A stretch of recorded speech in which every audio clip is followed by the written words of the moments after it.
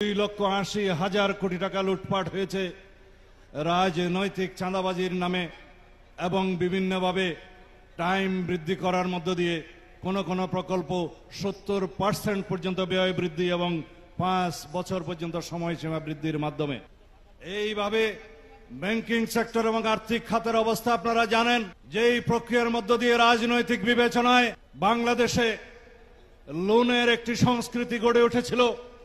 সেই রাজনৈতিক বিবেচনায় যে ঋণ প্রদান করা হয়েছে শ্বেতপত্র বলা হয়েছে সেই ঋণের পরিমাণ দিয়ে 24টি পদ্মা সেতু নির্মাণ করা যেত।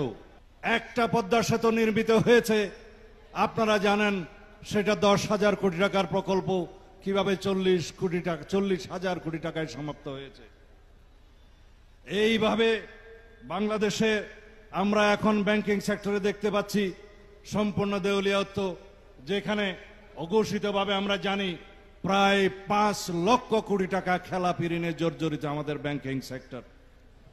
এই হচ্ছে শুধুমাত্র বাংলাদেশের আর্থিক ব্যবস্থা লুটপাটের ইতিহাস, বাংলাদেশে আওয়ামী লীগের ইতিহাস, সর্বসময়ের জন্য লুটপাট আর সন্ত্রাসের ইতিহাস, বাংলাদেশে আওয়ামী লীগের ইতিহাস, গণতন্ত্র হত্যার ইতিহাস। এই দেশে লুটপাট এবং সন্ত্রাসের মধ্য দিয়ে গণতন্ত্র হত্যার মধ্য দিয়ে বাংলাদেশে একটি গণতন্ত্রবিহীন করদ রাজ্যে পরিণত করার ইতিহাস এই আওয়ামী লীগের ইতিহাস। আমরা যেন সেটা কখনো বিস্মৃত না হয়ে যাই। এই বাংলাদেশের মানুষ স্মরণে রাখতে হবে জাতিসংঘের রিপোর্ট অনুযায়ী এই গণ অভ্যুত্থানের সময় 1400 মানুষকে হত্যা করেছে। সেই 1400 মানুষ কিভাবে হত্যা করেছে তার প্রক্রিয়া আপনারা জানেন। হেলিকপ্টার থেকে গুলিবর্ষণ করে এদেশের জনগণকে, নিরীহ জনগণকে, আন্দোলনকারীদেরকে হত্যা করা হয়েছে। পৃথিবীর ইতিহাসে তার কোনো নজির নাই। প্রায় 20,000 মানুষকে অন্ধত্ব এবং পঙ্গুত্ব বরণ করতে হয়েছে। তার মধ্যে 2 চোখের অন্ধত্ব আছে, 500-এর অধিক।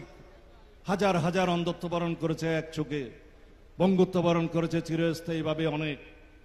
এত রক্তদানের মধ্য দিয়ে, এত ত্যাগের মধ্য দিয়ে, এত রক্তের সিঁড়ি বেয়ে আজকে আমরা এখানে এসেছি। বন্ধুগণ, আমরা এমনিতে আসতে পারি নাই।